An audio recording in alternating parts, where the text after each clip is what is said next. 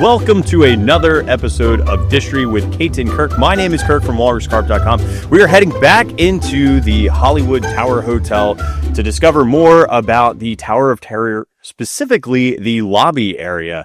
And we have to deal with the couples corner and the ceiling and maybe even an owl or two. To discuss the bronzing of this lobby is Kate, the Disney Cicerone. Kate, what up? Hey, I'm so excited for this episode. There's some details in here that are kind of pulled from other episodes we've already done. We found out more information about certain things, so that's really exciting. I have some. I think you and I both have some incredible information and history about the couples corner, couples table in particular that is going to be really fun. So the term glove love might be used. Hit the bell, hit the bell, hit the bell. So that's coming up on this episode, and we're ready to just dive right in with you guys. So before we head into some of the details here, it's been a couple of weeks since we talked about the lobby, so I just wanted to bring us back to what the storyboard from Imagineering looked like for the lobby. And so this is scene 1, frame 2 of the storyboards from Imagineering. It says, the queue line takes guests through the main lobby of the Hollywood Tower Hotel. This once elegant showplace is now in disrepair, deserted since its sudden closing in 1939.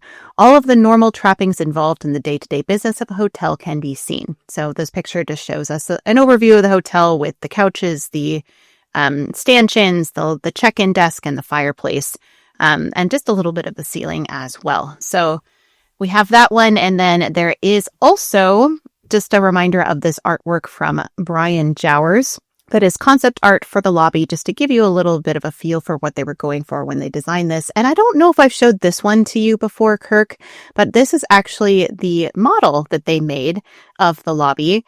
And this one I think is really interesting because it doesn't have any of the couches in it. It just has like stanchions, and you could walk almost all the way to the fireplace at the end. So it's really, really different that way. Yeah, it's, the fact that you can actually walk all the way to the end and it's not very filled is interesting, because we take maybe about 25% of the way in and then we make a hard right. Right. You're not in there very long. You have to really take a look around really quickly, which we've talked about before. So this model is really interesting in that, but it does have the ceiling. It does have some chandeliers. It's got the fireplace with the banner on it. But it's pretty sparse. Other than that, some plants, a table maybe. That's all. Some candles. The things they could buy in a dollhouse store. So I would love to talk a little bit about the ceiling, if you're okay going there, Kirk. You know what, dude? Let's raise the roof. Well said. So we've already talked about how this lobby in general is designed after the Biltmore lobby ceiling, which is a Moorish design. So this is the ceiling of the Biltmore hotel in LA. And they realized that they couldn't really make this level of detail. Like, it's incredibly intricate woodwork that we're seeing here in this, I don't know, would you say it's like, not octagonal. It's like it's got angles to it. It reminds me of the underside of a boat. Yeah, that's a good way of putting it. It almost looks like a hull of a ship. Yeah, that's a great way of describing it. And so this is what it looks like there. And they realized they did not have the budget for making a ceiling that's quite this intricate.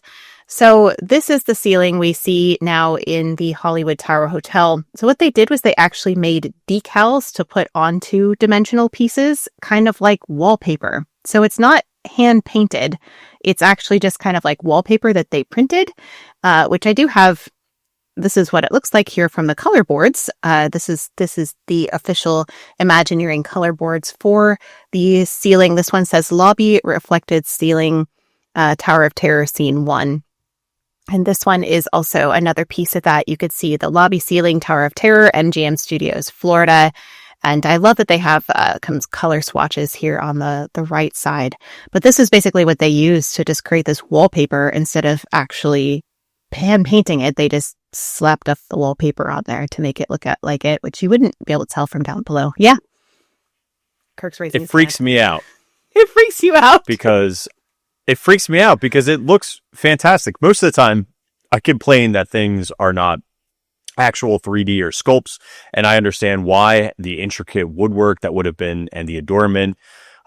However, this is very convincing. And the fact that we're in there for such a brief amount of time, like, you don't necessarily need that ornate of a design or intricacy. Joshua says this is an Arabic geometric pattern. Dude, are you telling me that's not 3D? Well, It's there is crazy. there's dimensional pieces on it, but the actual you're telling designs. me this part in the back is just vinyl? No. So what it is there are dimensional pieces. Like, it is like actual shapes, but they have wallpaper on them. So nothing is hand painted. It's just wallpapered on. Yeah. Okay. Because I looked at that too, and I was like, wait a minute. Okay. All right. Okay. Let me dial this back. It's like when you put together a model and you put decals on the model. Yeah. It's like you're not painting the whole thing. You're just putting decals on. But it is technically a sculpt or a build out. So, gotcha. They just didn't want to paint or design beyond. Actually, that's still pretty impressive. That is very impressive. Yeah. It looks great. I take back everything I said.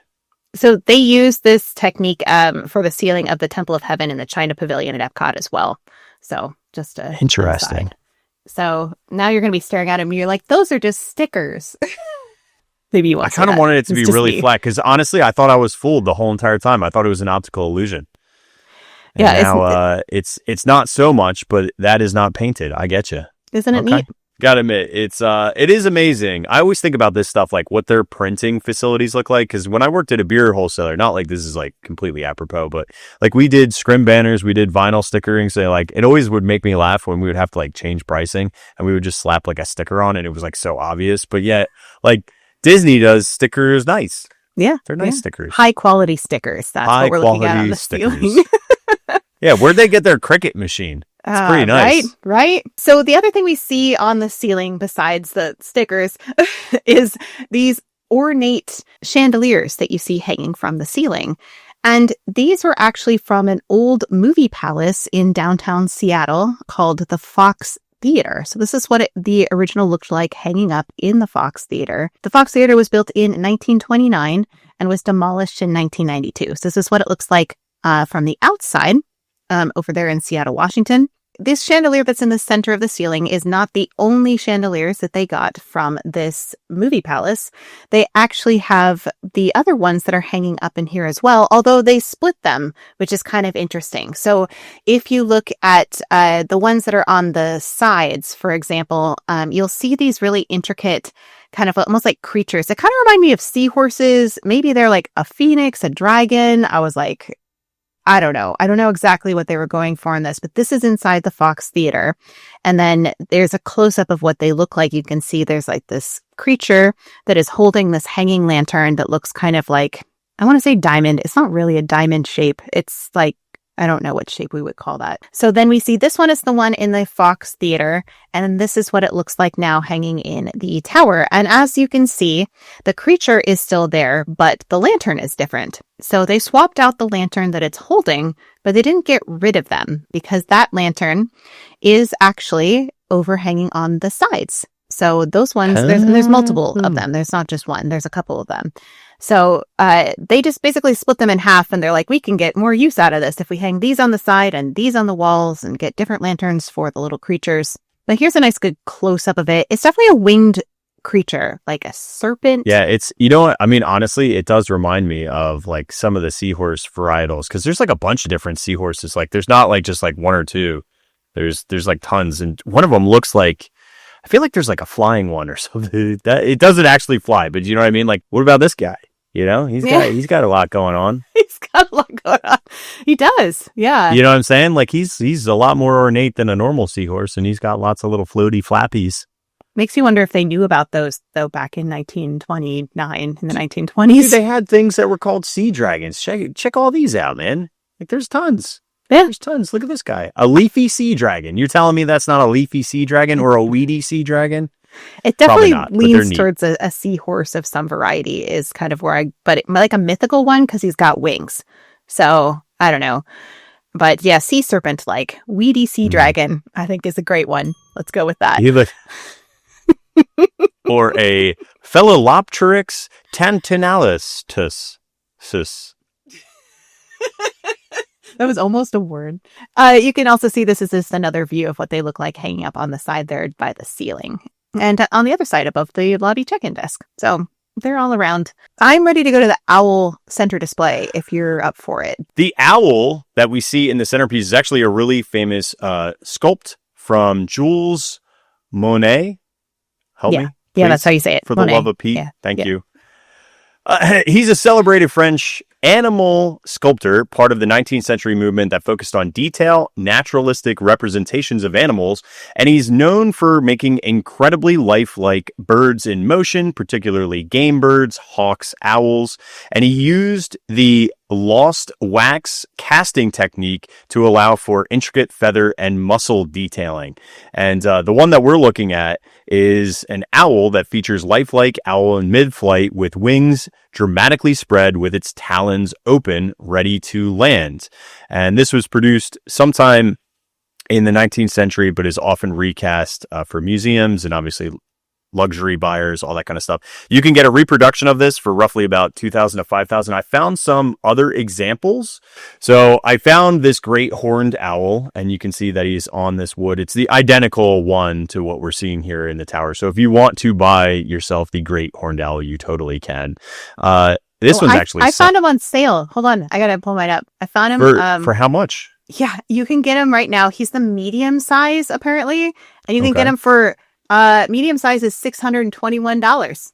That's pretty good. Not too bad. Yeah. Yeah, it's not too bad. It's available at worldofbronze.com. Sponsored. By the way, if you didn't realize, you can also buy the Weedy Sea Dragon Griffin on bronze. What was the website? Worldofbronze.com. Worldofbronze.com for all your bronzing needs. There's a masthead sponsor of the Distory podcast. We need to reach out to them. After this episode, they could be. So yeah. I found other animal sculpts that Jules had done. There is such as a standing cow, and then I thought you would appreciate this. It's a ram on a rocky outcropping. Sadly, it was sold, Kate. Otherwise, I would have. I know your birthday's coming up, so. No, I'm not going to stare at the ram. All right. So then this one is 2,437. And so, yeah. And then hang on. I found a bunch of other guys too. Like there's a bunch of like hounds, like dogs, like birding dogs. There's pheasants. There's a duck. There's a horse. Do you mind if I give a little bit more background into this artist in particular? I would love to go into him. Let's see what he's all about. Jules Monier's first exhibit took place when he was 20 years old. Some better close-up pictures here of the owl. It was at the 1855 at the Paris Exposition. He exhibited a plaster titled Pointer Stopping at a Pheasant, so a hound, essentially, with a bird. He began showing his pieces at the Salon from 1859 to 1892. His work became most popular with the people of England, although he experienced success with art enthusiasts in England and America, and most of his game bird sculptures are thought to have been sold in America, which gives us context for this one in particular, because this is a bird sculpt, and this is in America, right? In terms of our storyline, this is in California. So it makes sense that this particular artist was very popular in America, specifically for these kinds of sculptures. Monier's father was a metal worker. He wholeheartedly supported his son's pursuit of art, and for this reason, most of Monier's bronzes were actually cast by his father in a foundry established in 1857, which is really nice. Like, his dad supported what he did, which I think is great. The bronzes stand out from the work of many others at the time period in that many of them were embellished. They didn't always have the standard finish. Some are gilded or silver-plated. Many bore unusual finishes. That's what it kind of made it stand out and became a Monnier trademark. Other artists would later then follow that trend that Monnier started. So that's just a little bit of bronze history for you. And that's that. So that's what I got for this wonderful owl that you can have for $621 only if you act fast. No, the baby one was even cheaper. It was like $300. Get the baby one. You get like a little one. Put on Get a little one for your desk, and you'd be like, yo, this was in the Tower Hotel. I had somebody recently tell me that they were currently decorating their house like Tower of Terror, and the series was helping them so much find the pieces they needed, which I thought was great. Sweet. I love that. Dude, are you going to shoot hot glue all over your house? Make sure you only have dead flowers and plants. Nothing Yes, that's living. true. Nothing living. Speaking of plants, Kirk, do you have any information on the plants that are in the center here? Do I ever, Kate? She planted the seed. I'm just sowing it. All right, we have below the base of this great horned owl statue, are some plants, right? And the plants are all dead, and we have various types of lilies for the most part. The one thing that's really cool is that they picked a very specific type of lily that is called a stargazer lily. Ooh. The stargazer lily was an American lily, but it almost looks like like an oriental lily or like almost orchid-like. But I love the fact that even though these weren't necessarily around the time period, the fact that it's like language, because this was like a hybrid breed that came around in like the late 70s, but the fact that it's a stargazer just makes me really smile. And I think that's really like clutch because it's like Hollywood and the elite and actors. And you're going to notice a lot of things mirroring wanting to be like a Hollywood starlight. So I think that's kind of apropos. And fun. Yeah, stargazer.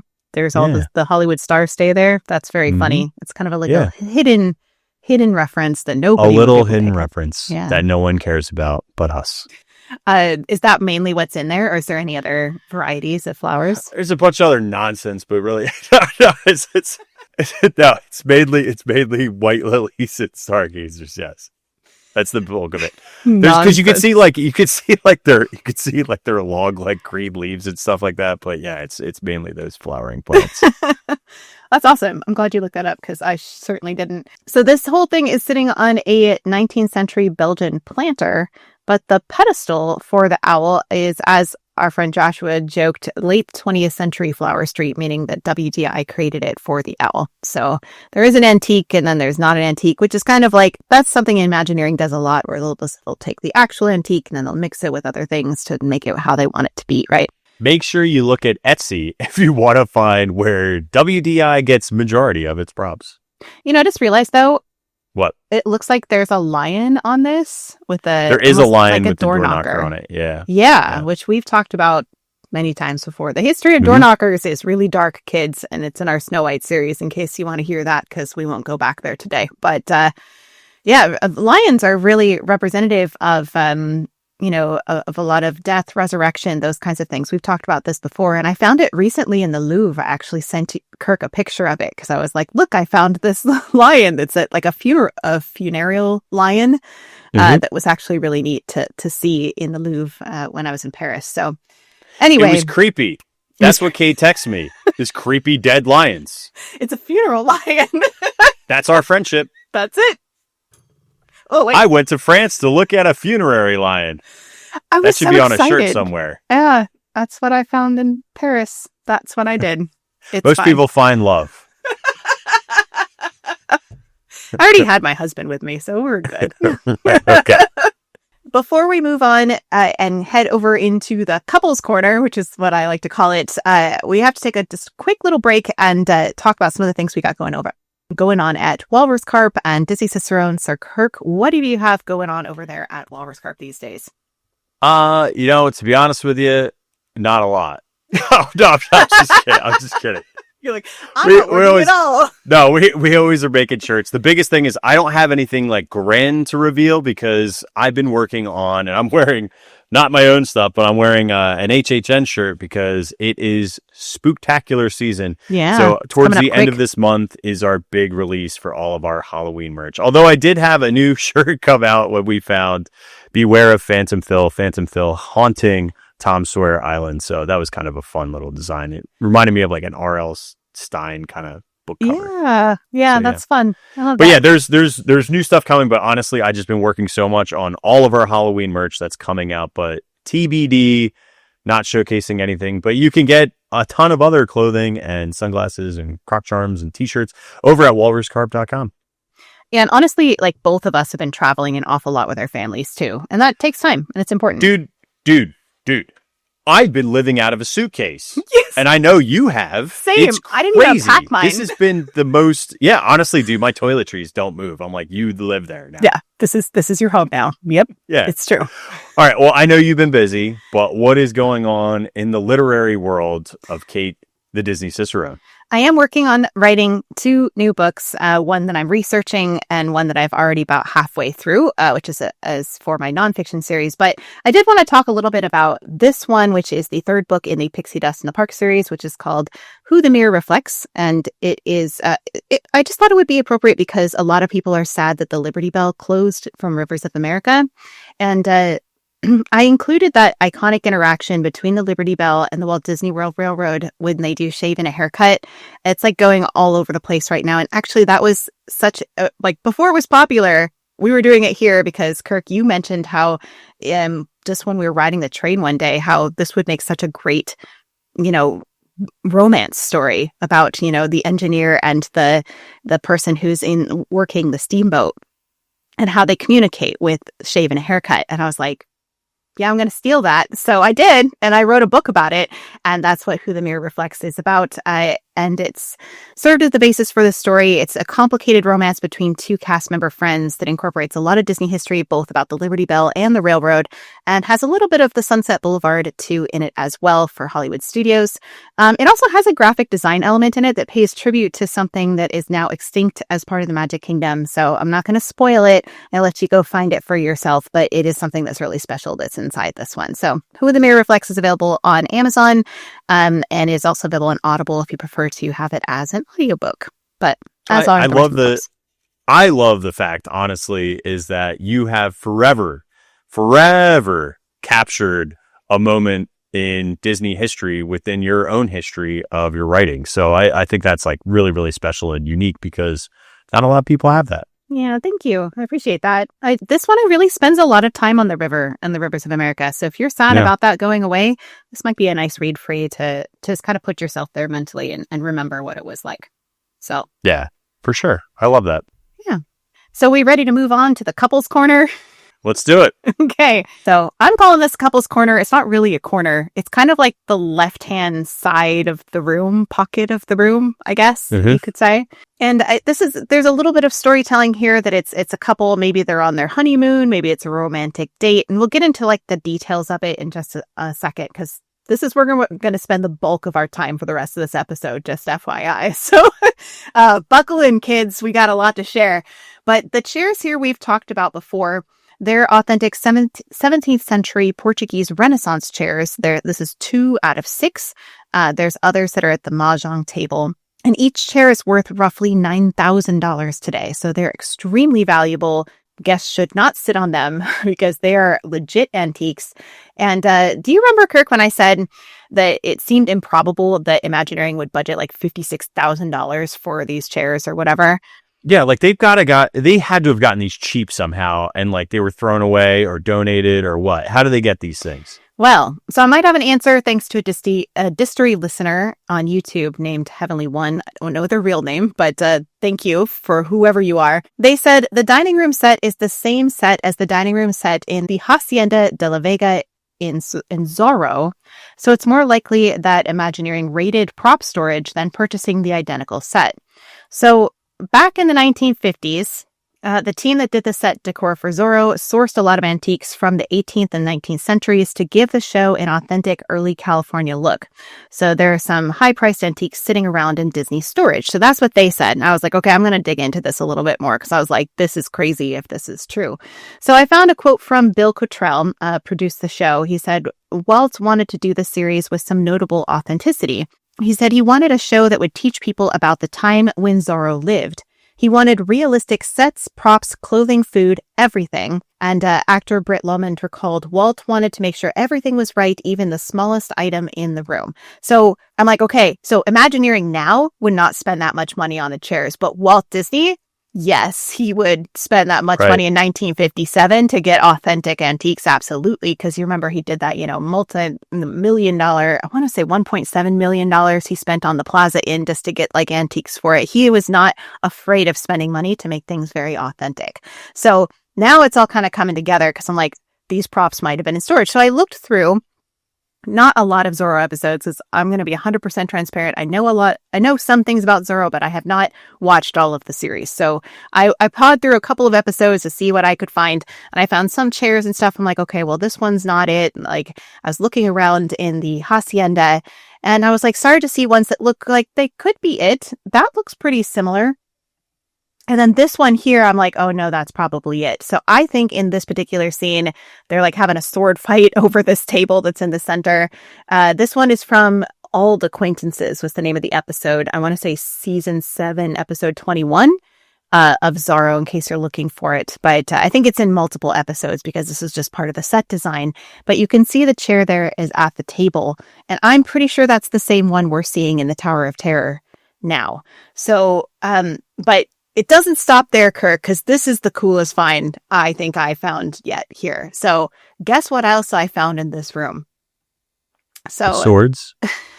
Swords. I wish swords. Swords would be super cool. Here's what the chairs look like, just for a little refresher. But I found something else. And if you look in the bottom right-hand corner of this scene with these two guys chatting, you'll see something that we've talked about before on our concierge episode, which is the Savonarola. I think you say that Savonarola chair, the Dante or scissor chair. I think this is the exact same one. I think they got that chair at the concierge table from the Zorro set. That would make sense. So if here's because it would be all pieced together right next to each other and the time periods right. Mm-hmm. So here's what that chair looks like, just kind of as a reminder. And then here's what it looks like in that scene. I don't have a full picture of it, but it's there. You can see the face that's in the center. You can see the ornamental things on the top. You can see the arm kind of slides down. And that is exactly the same thing we see in the Tower of Terror now. So I think this was probably sourced from the Zorro set. Well, first of all, thank you, Heavenly One. And second of all, thank you, Kate, for going deep into Zorro screenshots to figure out exactly what and found something completely separate that you weren't expecting. Yeah. Isn't that amazing? That's really, that's pretty spectacular, because that wasn't written down anywhere. You know, like, that is really special. This is like actual Disney history where you're pulling it out, trying to figure it out, digging from archives, doing the research. Beautifully done. Thank you. Good find. That is a real find. It was a now, fun, can you fun steal discovery. the chairs so we can get paid? Yeah. Yeah. No, I'm working on the mahjong tables, because you know how white women like to steal those mahjong tables. That's true. That's true. You love them tiles. Those ones are easier to take. That's true. You were probably not expecting to find the other chair there. You were just like doing research on said chair. Yep. It's true. I was not. I was like, but now I'm like looking in the background. I'll have to watch more Zorro and just like stare at the set design of this hacienda to see what else they might have sourced from there. Because I doubt those are the only pieces. I don't think it's just the chairs. It probably is more. Because then they would save so much money on this project if they just used stuff they already had. So if anybody feels like watching Zorro and staring at the set, I'm busy watching The Twilight Zone, guys. That's all I got. So I don't have unlimited time. Let's move on. I want to talk a little bit about the champagne bucket, the champagne that's chilling in the serving bucket here. This is chilling. This is the wine server from the estate of Swifty Lazar. So you're like, who the heck is Swifty Lazar? Some of you might know and some of you might not. Swifty Lazar was an American lawyer, talent agent, and deal maker who represented both movie stars and authors, and also Richard Nixon. Shocking. Those of you who know how much I love Richard Nixon, that just totally made my day to find that. He was called Swifty because he put 3 major deals together for Humphrey Bogart in a single day. So Bogart called him Swifty, which apparently Lazar hated like a whole lot. That's weird. You would think like he'd be like proud of the fact that, you know, he got him that many deals quickly. Yeah. So he sustained his fame and influence throughout the entertainment industry for his wild Oscar night parties. So now this is all tying it back in, right, to the theme that we have here of this opulent kind of like Hollywood place to party and hang out and whatnot. So it makes sense for the hotel here. He said any celebrity who wished to remain on the Hollywood A-list was being seen at Swifty's party. It was deemed important as making an appearance at the official governor's ball. During this period, Lazar's image became associated with his comically oversized, thick-framed black glasses, which combined with his short stature and bald head created his signature appearance. His look became synonymous with the stereotypical caricature of a Hollywood power broker and dealmaker. And that is why, Kirk, Swifty LaRue was the guest agent in Superstar Limo. Do you remember Swifty LaRue? That's funny. That is wow. That is quite the call out for such a amazing attraction that we had. So Swifty Lazar, Swifty LaRue, there you have it. But in any case, that is his wine server that you see there hanging out next to the table. And there we are. Okay, I have a little bit about this because I knew you were going to talk about Swifty, so I wanted to talk about specifically the champagne cooler itself. I think I found the manufacturer of it. What? So there's lots of different manufacturers of these style bronzed or antique earned or copper in some cases, silver plated champagne buckets.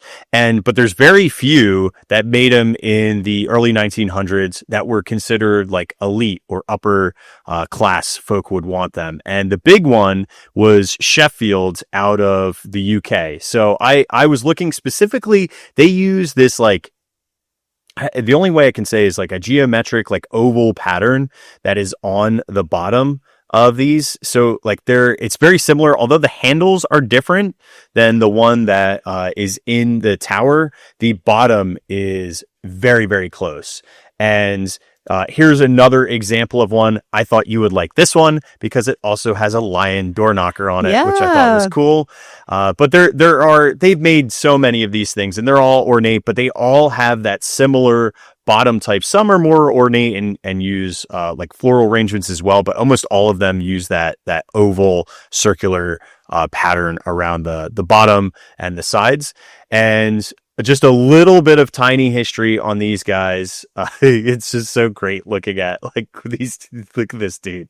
Sheffield Art Crafts was started in 1894 by guild members John Walker, Joyce Hemsworth, and Joseph Beeston Hemsworth. And they were master silversmiths and sculptors, and they worked at luxury silverware brands making presentation cups, royal commissions, and hotel silver particularly.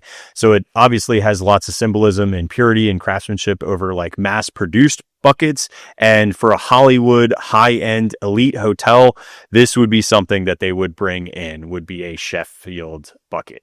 So fancy people, fancy hats, long gloves, fancy buckets.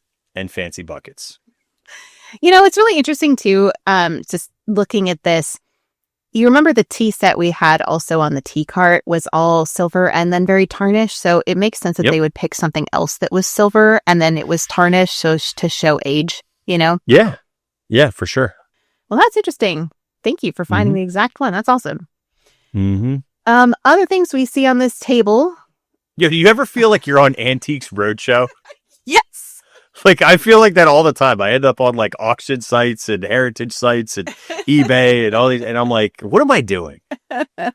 We find roses in a vase, which is the bronze vase that's identical to the one that we saw in the tea cart. So that's kind of all the way in the back there near the lamp. There are two plates and the fork is upside down on the plates. And I was interested in like dining etiquette. What does this symbolize? Because we know that people in the lobby, according to the story, they just disappeared, right? When the lightning struck, or at least that's what we believe as part of the story. The lightning struck in 1939 and everybody disappeared from this tower. That's why it looks like they were just raptured.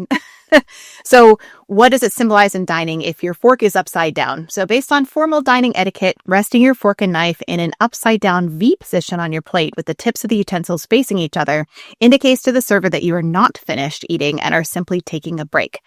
So to signal that you're completely finished with your meal, typically you would place your knife and fork together in the center of the plate, pointing towards the 12 o'clock position, or in the 4 and 5 o'clock position in the European style.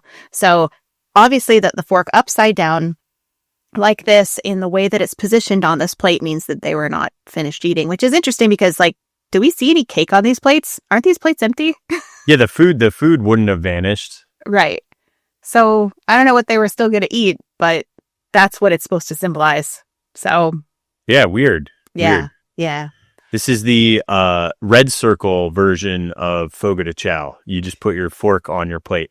Dining etiquette's no joke. Like where you put your chopsticks can be a sign of disrespect. It's true.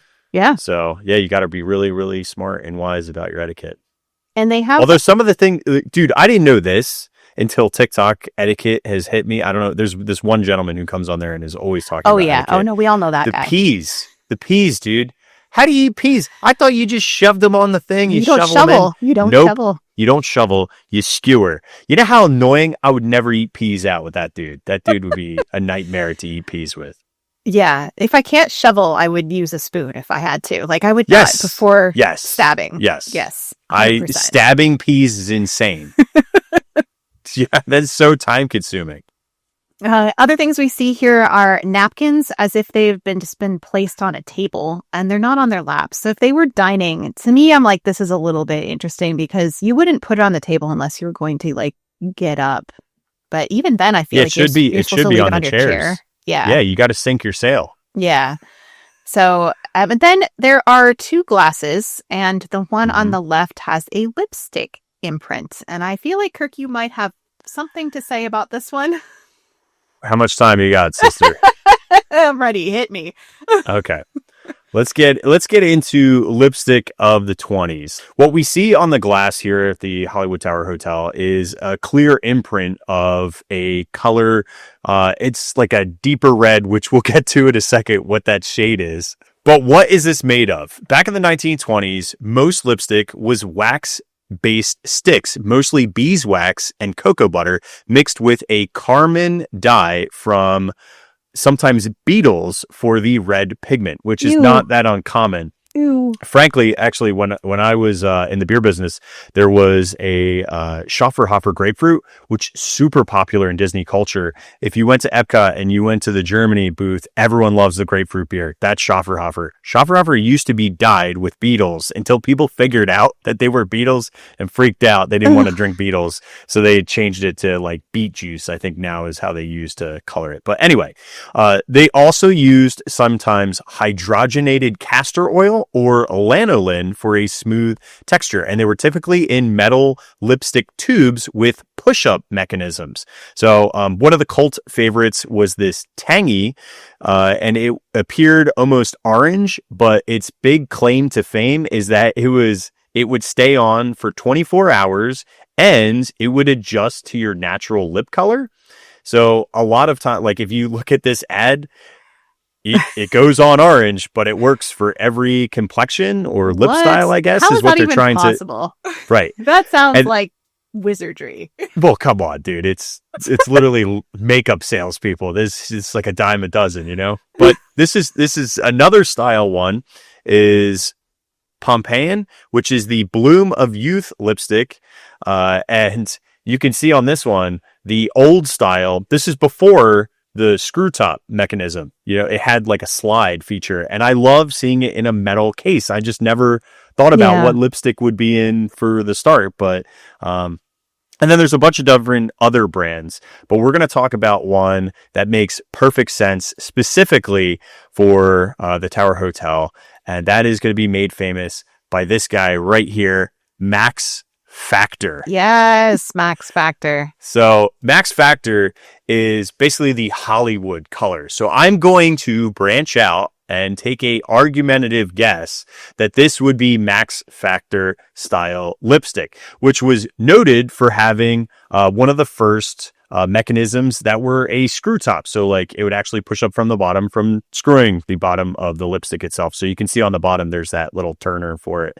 And then, but they went into a lot of the marketing for this brand was try Hollywood's amazing new lipstick, Max Factor Hollywood. And they really promoted the fact that these big characters would have these crimson, deep maroon, cherry colors, you know, like Clara Bow and Jean Harlow and Joan Crawford and Greta Garbo all used these on set. So what year was this? So this was like the 1920s is when Max Factor started to really take off because it was the silent film era. And then it kind of went into the 30s with the blonde bombshell era, if Got you it. will. So Okay. it's like 20s, 30s is where we're looking. But I mean, every single big star wore Max Factor. Like that was the jam. So I'm assuming that this is the same. Now, because I'm a psycho, I had to go, and I know nothing about lipstick, so let's just say that. I mean, I know a little bit more than the average, but I had to go to my buddy Mac to try to find the shade of what this would match. So I actually took a little hexagonal color filter and found the exact color, and the exact color would be vivid blue red, according to Mac. It's more of a maroonish color than it is a true red that's on that glass case, which would make sense, especially for the silent film era, because it would make it pop, just like you would see on any of the Hollywood elite. So if you want to go to Mac Cosmetics, you can get yourself the Powder Kiss Lipstick Vivid Blue Red, and you can pretend that it's couples night over at the Hollywood Tower Hotel. Well, that's fascinating. Sponsored. I wish, dude. Lipstick money. There's some interesting comments in our chat here. Tony Tone says carmine is still used in some red cosmetics today. Oh, interesting. And Joshua says the section of Keystone Clothiers on Hollywood Boulevard is based on the Max Factor headquarters, the pink and white columns. Oh, that's good. Well, there you go. That would be a good cue-in. Yeah. So now you could go tell a whole entire story about lipstick by starting at Keystone Clothiers and then go all the way up Sunset and then you go look at the lipstick on the glass and be like, boom, shaloom. There you go. Yeah. That's a story. That's a Kate story. Make that happen. I'll get right on it, Kirk. I feel like that's a solid story. It totally is. No, it's great. Yeah. I love it. So other things that we have on this table, I would like to talk about the gloves that are sitting on the table, which are white gloves. And we have to get our gloves out for this one.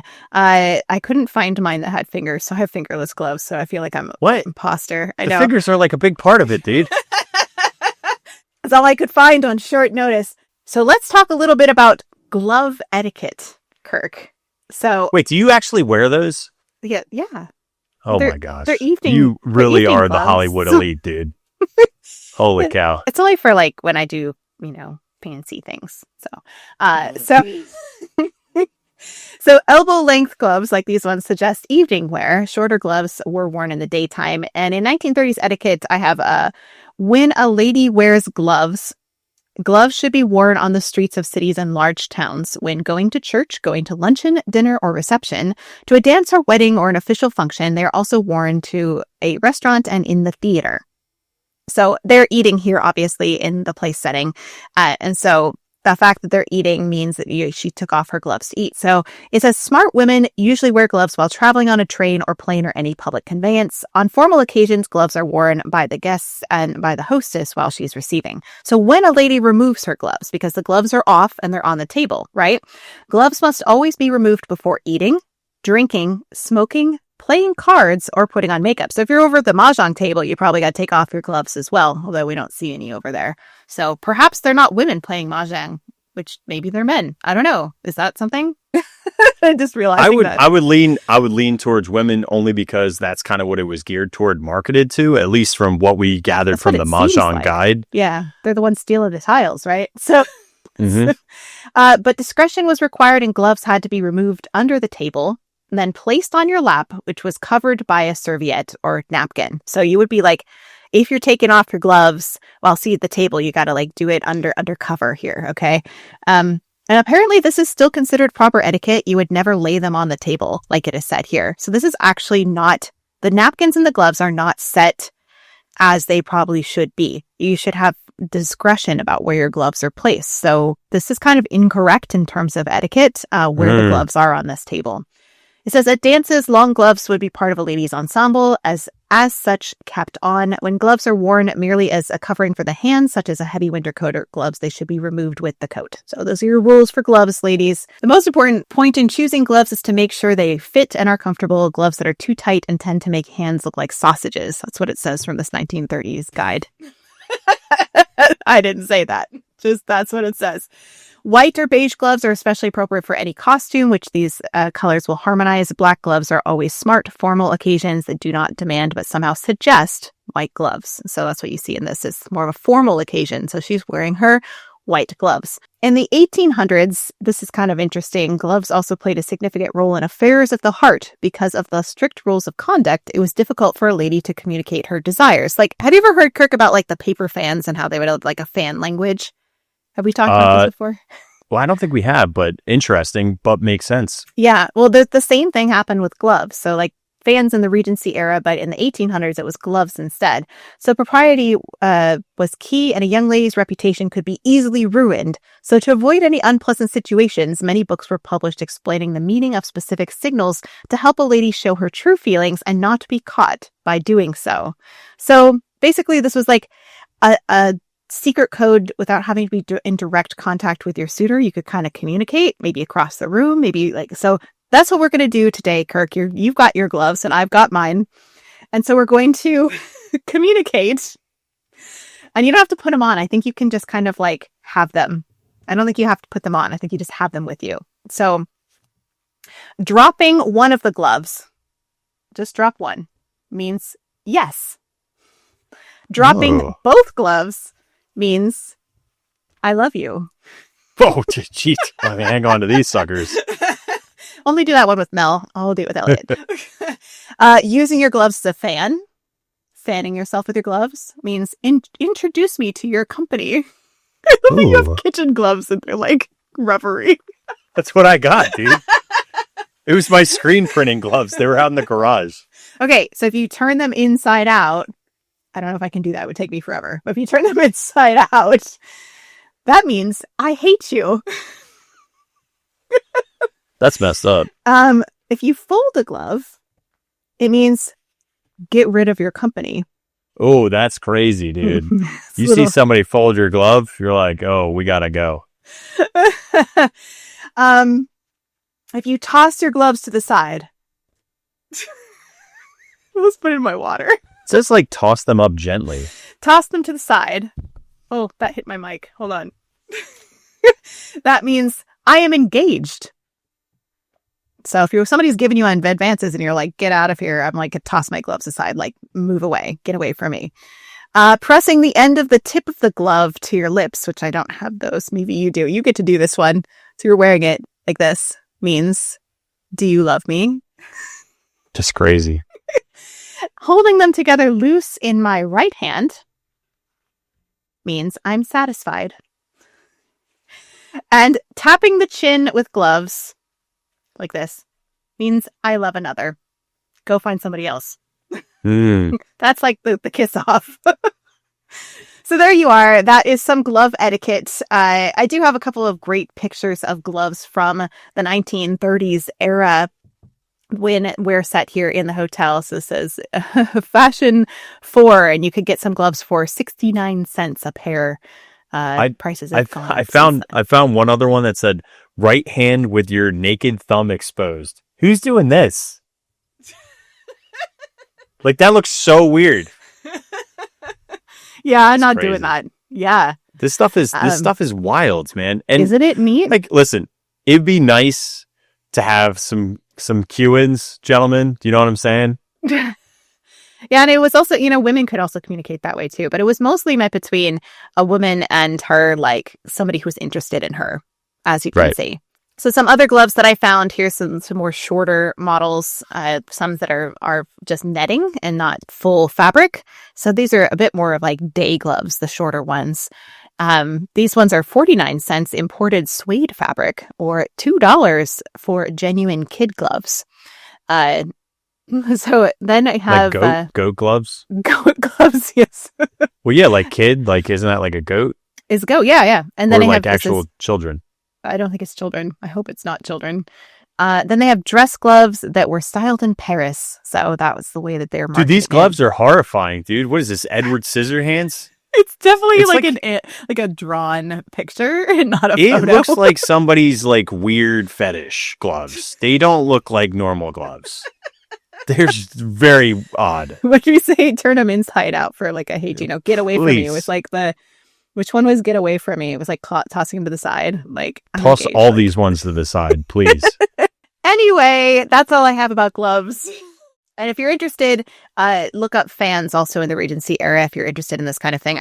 So fun fact, I went to a school that was called Goucher College, and they have this they don't have a lot of things, but they have a library that's of like Regency books, and then they also do they're one of the forefront people in the United States that does these like Regency dances. Like they're preserving the history of the 1700s dances and whatnot. I learned how to do those dances at the school, and they also had all of these books about the etiquette of that time. So in my dance class in college, I actually learned how to do all the fan language, which is quite funny. So just a little fun fact.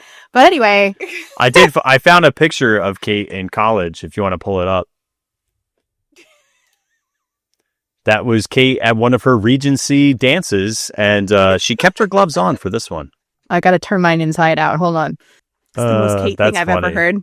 Yeah, thanks, Christina. But it all adds up for me, right? Yeah, the fact that you studied fan love language is very much a Kate thing.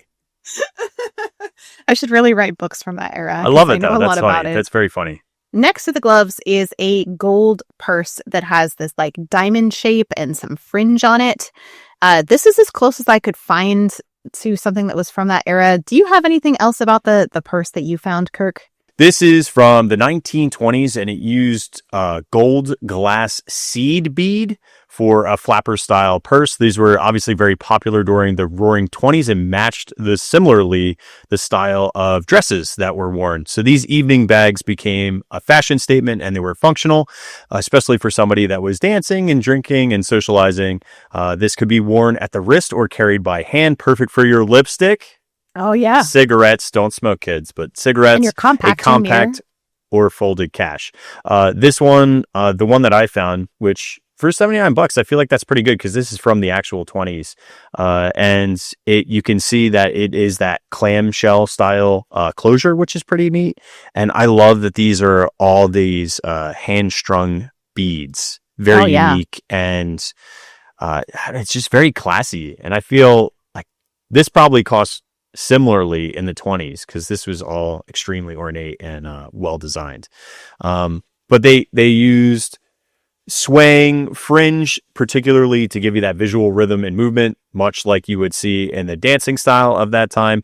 It used silk taffeta lining, which is a high-end fabric lining from the 1920s. They would use occasionally a gold or gold-ish trim like you see here. And then it depends on the type of strap that they use, but most often it used a chain strap that would dangle from your wrist while you were dancing, doing maybe a Charleston or a foxtrot. So it's interesting that you're talking about fringe because I went down a massive rabbit hole when it comes to flappers and fringe. So do you mind going down this rabbit hole with me? So we know that the crescent lamp that's sitting on the table has some fringe on it. We know it's a 1930 carved Chinese soapstone lamp. And the shades are actually made from a 1920s flappered dress that has fringe on it. Now, when I was looking into this a little bit more, some people argued that flappers didn't actually wear fringe in the 1920s. And I was like, what? What are you talking about? Of course they wore fringe, right? That's how we've always seen them. So they said it was actually like a product of the studio interpretations of what flappers wore, not what they actually wore, which was head to toe fringe, right? So this is what we see in The Great Gatsby in 1949. You can see a flapper dancing and her fringe is a-flying on this. And then, of course, in 1952, we have Singin' in the Rain, very iconic movie. And then Hollywood costume designer Walter Plunkett made these fun fringed flapper costumes for it that were just all the rage. And so this is what the argument was like, this is what people think of when they think of flappers because of like 1940s Hollywood made their interpretation of what flappers wore, which was all of this fringe. But fringe was worn by women in the 1920s. It was a popular dress embellishment. So I can show you a couple of pictures here that show some sketches and designs of this. It was not as prolific as modern depictions of flappers portray. So fringe wasn't like necessarily everywhere all the time, but you can still see that there is fringe on here. The reason why it's so hard to find dresses that have fringe from this era and why people have concluded it didn't actually exist is because it was so collectible, because it was so expensive and ornate. So fringe as an accent was worn throughout the 20s in several different forms that you can see here. And even this is an issue of Vogue from 1925 that shows a head-to-toe kind of like layered fringe dress. So obviously this was in fashion at the time in the 1920s, and we have proof of it here. So why is there this discrepancy behind, they're saying, well, the flappers didn't wear fringe, but we're seeing obviously in stylistic, in fashion, they were wearing fringe. So what happened here? I was like, what's the disconnect? And I was going to dig it up. So why did people say it wasn't worn by flappers? Well, according to Patricia Mears, the deputy director at the museum at FIT, or FIT, I'm not quite sure how you say that. She said the full fringe dresses did exist, but they were very different from what we have now. So fringe today, which is functionally the same as what was available in the 1950s, is mass-produced and only a few inches long. It's lightweight, synthetic, and the knit that's used is not very dense. So you can apply several layers without it becoming very heavy. So it's very light, flowy, really easy, very cheap to produce, right? Plastic. Yeah. So 20s fringe, in contrast, was woven into a dense knit from many silk fibers. Multiplied across enough rows to cover a dress, it quickly surpassed 25 pounds and tangled easily. Like, it is a heavy fabric. Nobody's doing that. Nobody's dancing in that, right? Who's doing the Charleston in that thing, right? So not ideal for the Charleston in dancing. What fringe was actually used for was a decorative element to help a garment drape correctly, so to hold it down in the way that they wanted it to. Aesthetics were secondary to the structural function that fringe offered, often weighing the grain of fabric in a particular direction. So that's cool. Isn't that interesting? Functionality of fringe. So they said that while the kinetic quality was important and a heavy fringe did move, the weight added a sense of gracefulness, as you can see in this picture here. It's a very, very elegant dress that she's wearing. It's definitely not one you would see her flapping around in. This is a woman with this very, very heavily fringed dress. It said that Chanel Vianney and Molyneux, I think is how you say that, all made a version of the fully fringed dress, although in many cases the fringe was really strands of gelatin sequins, which were just as delicate to a touch. So whatever the material, it was stitched on by hand, kind of like the purse that you showed, Kirk, and made it very, very expensive. Styles came from the highest tiers of European design, and the average flapper would not have been able to afford this kind of dress. So the average flapper probably doesn't have an awful lot of fringe because they didn't have synthetic fringe at that point. That makes sense. That's why when you see these pictures of, this is a picture of a whole bunch of flappers dancing around, they don't have a lot of fringe wearing. There's just kind of plain dresses or tiered dresses, but not a lot of fringe. So the average flapper... Or as I call them, brokies. No, dude, you couldn't dance and go crazy all night with fringe. You'd lose your minds. It's too... Although, as a purse... That is a good self-defense mechanism. It is. It's heavy, right? Yeah, thing would be like hitting someone with a brick, like a sock full of pennies. Yeah. So this is a very... I just thought it was fascinating that, like, was there actual fringe? And so if that lamp that we're seeing in Tower of Terror, it does have fringe on it. And if it was made from one of these dresses, it was probably made from a very expensive dress. That's what we've learned from this. That's to come full circle back to it, because the inexpensive flapper dresses didn't actually have it. It wasn't even like a true flapper that had it. It was probably just like a very wealthy woman who owned that dress, is my guess. But that's what we got. We come full circle. So that's crazy. And so it's interesting that I did find this picture of some flappers, and they do have this like crescent thing on their head, which I think is quite funny for the lamps. And they do have fringe on. So it wasn't like fringe didn't exist. It just was very expensive and heavy. That's all. Dude, these lamps aren't cheap either. I found a Christine Kilger of Boca Raton sells nightshades, and this one sold for the cheap price of $2,700. Oh my gosh. So must be all handmade. Yeah, this is, if you look at it, it's all handmade, but it's beautiful. This very, very popular design was that crescent moon with the circular and the fringe. Yeah. that's pretty much all I have about the table. Do you have anything else, Kirk, here before we wrap up? The one thing I feel remiss if I didn't talk about the bottle real quick that's in the champagne cooler. I know we talked champagne earlier and I'm going back to it, but I would be remiss if I didn't say I looked at it for a hot second. That's fine. The one thing that we notice is there's no like foil on the top. There's no seal. There's no cork. There's nothing. I mean, this has obviously been opened, but it's sitting in the cooler. The label's completely obscured because of the napkin. There's no wire cage, but the shape of the bottle looks very similar to like a Moet or Chandon Imperial Brut from the 1910s. And I was able to find one that was very similar in shape, because if you look at how there's two things that are very unique about this. One is that the neck of the bottle is very slender and even slim as the shape of it. Most of these ones would be like big, like the 375s. Like this almost it's not a split, but it seems smaller on the standard size.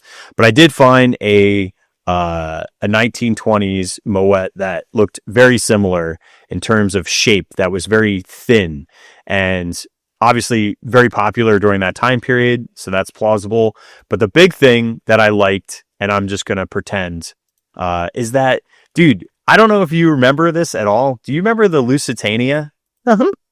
So for those that don't know your history, the Cunard line, Lusitania and Martinania offer an impeccable choice of luxuries from stem to stern, and Moet, which was established in 1910, or this Brut Imperial was, is like promoting the Lusitania. But the Lusitania was crazy because it was this like lavish boat, and if you don't remember, it had first class accommodations. It was going to New York to Liverpool, and on May 7th, 1915, it was torpedoed by a German U-boat off the coast of Ireland, and 1,198 people on board all died. But they call it like the ghost of the golden age. So I'm just like, this is crazy timing, and I don't know, but like a ghost ship that's a luxury liner and a champagne bottle from that luxury liner, I don't know.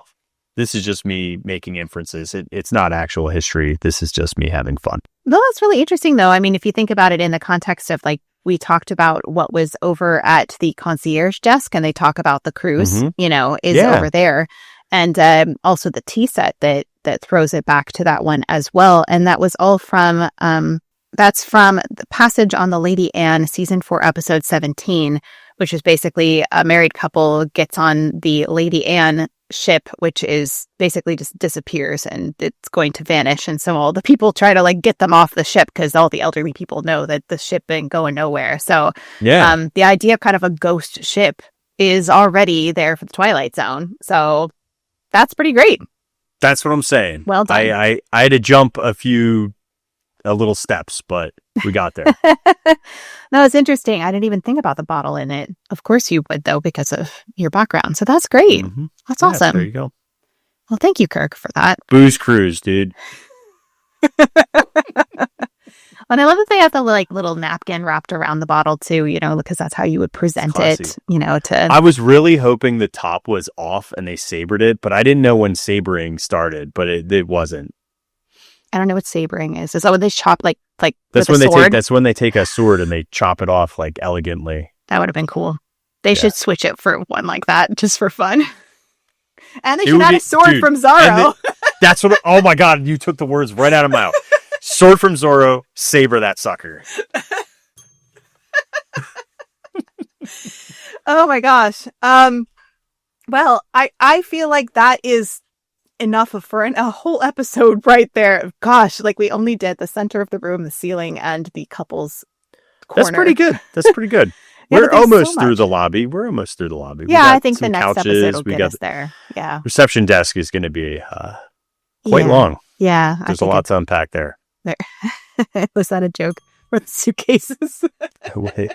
Dude, I got a lot of baggage, but that was not mine. Well, thank you everybody for joining us for this episode of Distory. We hope you enjoyed just digging into these incredible details in the lobby and the way that the Imagineering, pulled resources from all different areas and all different history to make this really come to life. Kirk, do you have any final thoughts here as we wrap up? Make sure to keep your gloves on and to wear that max factor. I'm going to turn my glove right side out because I don't hate you. Yeah. I wouldn't know anyway, dude. You could literally, the only way I would know what you're talking about with gloves is if you hit me with them. Then I'd be like, all right. Now we got a duel, right? That's all. Yeah, something like that. All right. Well, thank you all for joining us and being with us on this journey through the Tower of Terror throughout the summer here. And we will be back next week for another episode, wrapping up the couch area, perhaps heading over to the check-in desk. We'll see how far we get. But thank you for being with us. We appreciate you guys. And we'll see you next time for another episode of Distory.